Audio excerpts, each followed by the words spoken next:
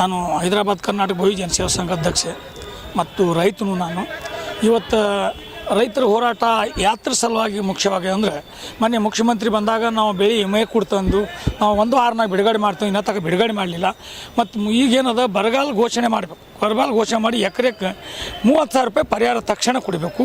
ಮತ್ತು ರೈತರ ಸಾಲ 1 ಲಕ್ಷವರೆಗೆ ಅಂದಿದ್ರಿ, 1 ಲಕ್ಷವರೆಗೆ ಮನ್ನಾ ಮಾಡಿದ್ರೆ ಉಪಯೋಗ ಆಗಲ್ಲ. ರೈತರ ಸಾಲ ಎಷ್ಟಿದೆ ಪೂರ್ಣ ಮನ್ನಾ ಮಾಡಬೇಕು. ಹೈದರಾಬಾದ್ ಕರ್ನಾಟಕದಲ್ಲಿ ಎಲ್ಲಿ ಮಳೆ ಬಂದಿಲ್ಲ, ಹೈದರಾಬಾದ್ ಕರ್ನಾಟಕದ ಪೂರ ಆಲ್ ರೈತರು ಸಾಲ ಮನ್ನಾ ಮಾಡಬೇಕು. ಎರಡನೇದೇನಪ್ಪ ಅಂದರೆ ಈಗೇನು ಬೆಳೆ ವಿಮೆ ಸಿಕ್ಕಿಲ್ಲ, ರೈತರ ಸಾಲ ಪರಿಹಾರ ಆಗಿಲ್ಲ, ಮತ್ತು ಯಾವ ಇದು ಆಗ್ತಾಯಿಲ್ಲ. ಇದು ನಮ್ಮಲ್ಲಿ ಕಾಂಗ್ರೆಸ್ ಸರ್ಕಾರ ಇದೆ.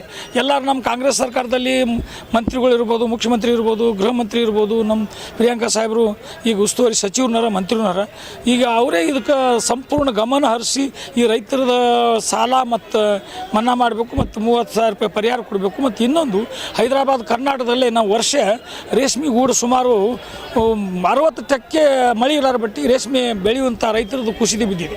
ಆ ರೈತರಿಗೂ ಸಹ ಎಕರೆಗೆ 30,000 ರೂಪಾಯಿ ಪರಿಹಾರ ಕೊಡಬೇಕು. ರೇಷ್ಮೆ ಗೂಡು ಬೆಳೀತೋ ರೈತರಿಗೂ ಪ್ರತಿ ಒಂದು ಜಾಗನಾಗಲಿ ಮಳೆ ಬರಲಾರಕ್ಕೆ ಭಾಳ ದೊಡ್ಡ ಸಮಸ್ಯೆ ಆಗಿದೆ. ಎಲ್ಲರಿಗೂ ಏನದ ಪರಿಹಾರ ಇಮಿಡಿಯೇಟ್ಲಿ ಕೊಟ್ಟು ಸರ್ಕಾರ ಭಾಳ ಗಮನ ಹರಿಸಬೇಕು. ಈಗ ಭಾಳ ಲೇಟ್ ಆಗಿದ್ರೆ ರೈತರು ಎಲ್ಲ ರುಚಿಗೆ ಹೇಳ್ತಾರೆ.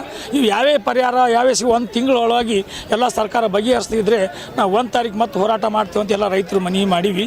1 ತಾರೀಕು ನಂತರ ಈಗ ಅವರು ಒಂದು ಪರಿಹಾರ ಕೊಡಲಿಲ್ಲ ಮತ್ತು ಹೋರಾಟ ಮುಂದೆ ಹೋಗ್ಬೇಕಾಗ್ತದೆ.